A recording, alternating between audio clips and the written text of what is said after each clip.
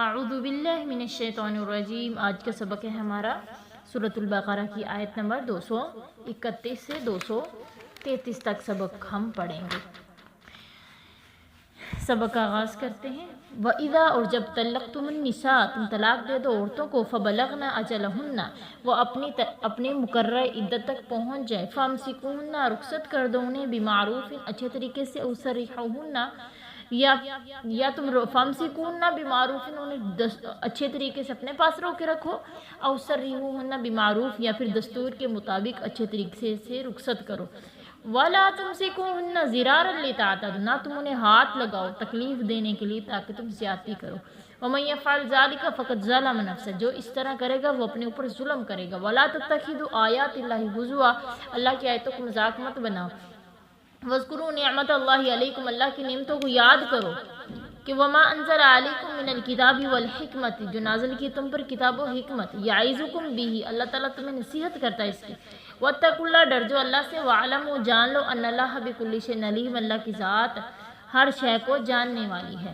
اللہ رب العالمین اس آیت میں کہہ رہے ہیں کہ تم اللہ کی آیتوں کا مذاق مت اڑاؤ۔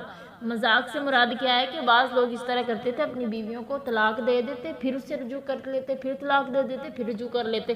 اللہ نے کہا کہ یہ اللہ کی آیتوں کے ساتھ مذاق کرنا ہے، یعنی کہ بیوی کو تکلیف دینے کے لیے وہ کیا کرتے، طلاق دے دیتے، جب آخر یعنی کہ 2 طلاق دے دیتے، جب تیسری طلاق کا وقت آتا تو اس سے پہلے رجوع کر لیتے۔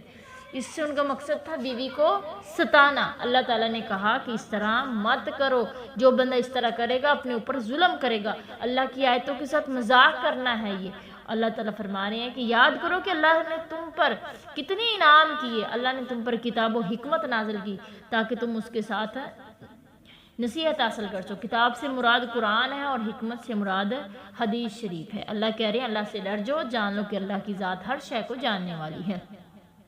وَإِذَا طَلَّقْتُمُ النِّسَاءَ جب تم طلاق دو عورتوں کو، فَبَلَغْنَ أَجَلَهُنَّ وہ اپنی مقررہ عدت کو پہنچیں، فَلَا تَعْضُلُوهُنَّ أَن يَنكِحْنَ أَزْوَاجَهُنَّ کہ نہ تم انہیں روکو یہ کہ وہ نکاح کریں اپنے پہلے شوہروں سے، اِذَا تَرَاضَوْا بَيْنَهُم بِالْمَعْرُوفِ جب وہ راضی ہو جائیں آپس میں۔ ذَلِكَ يُوعَظُ بِهِ مَن كَانَ مِنكُمْ يُؤْمِنُ بِاللَّهِ یہ نصیحت ہے کہ جو کوئی ایمان رکھتا ہے تم میں سے اللہ کے ساتھ اور آخرت کے دن کے ساتھ۔ ذَلِكُمْ أَزْكَىٰ لَكُمْ وَأَطْهَرُ یہ پاکیزہ ہے تمہارے لیے اور صاف ستھری بات ہے۔ وَاللَّهُ يَعْلَمُ وَأَنْتُمْ لَا تَعْلَمُونَ اللہ جانتا ہے تم اس بات کو نہیں جانتے۔ اس آیت میں ہے کہ مطلقہ عورت کے بارے میں حکم ہے کہ مطلقہ عورت کے بارے میں یہ تیسرا حکم دیا جا رہا ہے کہ یہ عدت کے گزرنے کے بعد، پہلی یا دوسری طلاق کے بعد اگر سابقہ خاوند بیوی سے باہمی رضامندی سے دوبارہ نکاح کرنا چاہیں تو انہیں مت روکو۔ نبی صلی اللہ علیہ وسلم کے زمانے میں ایک ایسا واقعہ پیش آیا کہ عورت کے بھائی نے انکار کر دیا، تو جس پر یہ والی اللہ تعالیٰ نے یہ آیت نازل کی۔ اس سے ایک تو یہ معلوم ہوتا ہے کہ عورت اپنا نکاح نہیں کر سکتی، بلکہ اس کے نکاح کے لیے ولی کی اجازت اور رضامندی ضروری ہے۔ تب ہی تو اللہ تعالیٰ نے ولیوں کو اپنا حق ولایت غلط طریقے سے استعمال کرنے سے روکا ہے۔ اللہ کے نبی کا فرمان ہے لا نکاح الا بولی، ولی کے بغیر نکاح نہیں ہوتا، ٹھیک ہے۔ اسی طرح ایک اور حدیث میں فرمایا ہے کہ ایما امرات نکحت بغیر اذن ولیھا فنکاحها باطل فنکاحها باطل فنکاحها باطل کہ جس عورت نے ولی کی اجازت کے بغیر نکاح کر لیا اس کا نکاح باطل ہے، باطل ہے، باطل ہے۔ ان احادیث کو مد نظر رکھتے ہوئے اس سے پتہ ہمیں یہ چلتا ہے کہ عورت کا نکاح میں ولی کا ہونا ضروری ہے۔ دوسری بات یہ معلوم ہوئی ہے کہ عورت کے ولیوں کو بھی عورت پر جبر کرنے کی اجازت نہیں ہے، بلکہ ان کے لیے ضروری ہے کہ وہ عورت کی رضامندی کا بھی خیال کرے۔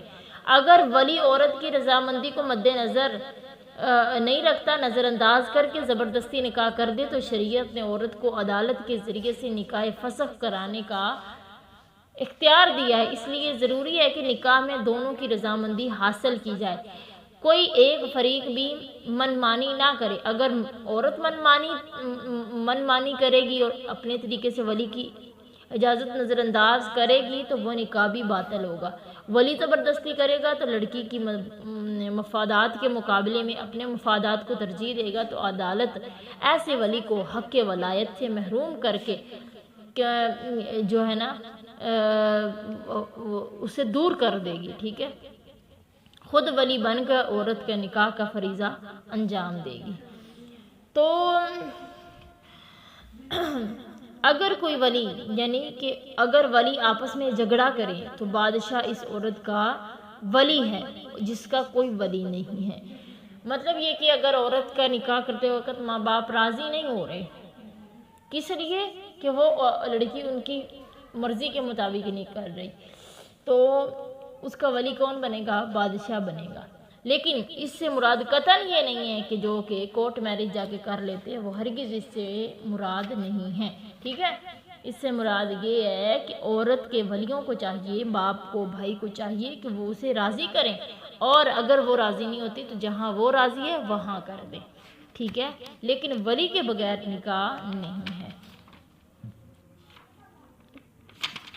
آگے اللہ کہہ رہے ہیں والوالدات، اور اولاد والی، یرضعن اولادہن، وہ دودھ پلائیں اپنے اولاد کو، حولین کاملین، پورے 2 سال، لمن اراد ان یتم الرضاعہ، کہ جو کوئی ارادہ کرے رضاعت کو پورا کرنے کا، وعلی المولود لہ رزقہن وکسوتہن، دودھ پلانے والے کے ذمے ہے کہ ان عورتوں کو رزق دیں، انہیں کپڑے پہنائیں دستور کے مطابق۔ لا تکلف نفس الا وسعہا، نہیں تکلیف دی جاتی کسی جان کو مگر اس کے وسعت کے مطابق۔ لا تضار والدۃ بولدہا، نہ تکلیف دی جائے والدہ کو اس کی اولاد کے ذریعے، ولا مولود لہ بولدہ، نہ ہی باپ کو اس کی اولاد کو چھین کر۔ وعلی الوارث مثل ذلک، ورثاء پہ بھی ایسے ہی ہے۔ فإن اراد فصالا عن تراض منہما وتشاور، اگر وہ ارادہ کرتے ہیں دونوں ہی آپس کی رضامندی سے دودھ چھڑانے کا، تو فلا جناح علیہما، ان دونوں پر کوئی گناہ نہیں ہوگا۔ وإن اردتم، اگر تم ارادہ کرو، ان تسترضعوا اولادکم، کہ دودھ پلاؤ اپنی اولاد کو، فلا جناح علیکم، تو تم پر کوئی گناہ نہیں ہوگا۔ اذا سلمتم ما آتیتم بالمعروف، جب تم سونپ دو جو ما آتیتم بالمعروف، جو دیا ہے تمہیں دستور کے مطابق۔ واتقوا اللہ، ڈر جو اللہ سے، واعلموا، جان لو کہ ان اللہ بما تعملون بصیر، جو کچھ تم عمل کر رہے ہو اللہ دیکھ رہا۔ اس آیت میں اللہ تعالیٰ بچے کے دودھ پلانے کے متعلق اللہ تعالیٰ حکم صادر کر رہے ہیں۔ اس آیت میں مسئلہ رضاعت کا بیان ہے۔ اس میں پہلی بات یہ کہی گئی ہے کہ جو مدت رضاعت پوری کرنا چاہے وہ پورے 2 سال دودھ پلائے۔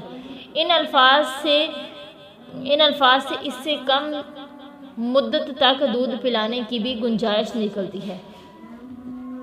دوسری بات یہ معلوم ہوئی کہ مدت رضاعت زیادہ سے زیادہ 2 سال ہے، ٹھیک ہے، جیسے کہ جامع ترمذی کے اندر ہے نا، حضرت ام سلمہ سے روایت ہے کہ لا یرحم من الرضاعت الا ما تفق الامعاء من الثدی وکان قبل الفطام، کہ وہی دودھ پلانا حرمت ثابت کرتا ہے جو چھاتی سے نکل کر آنتوں کو پھاڑے اور یہ دودھ چھڑانے کی مدت سے پہلے ہو۔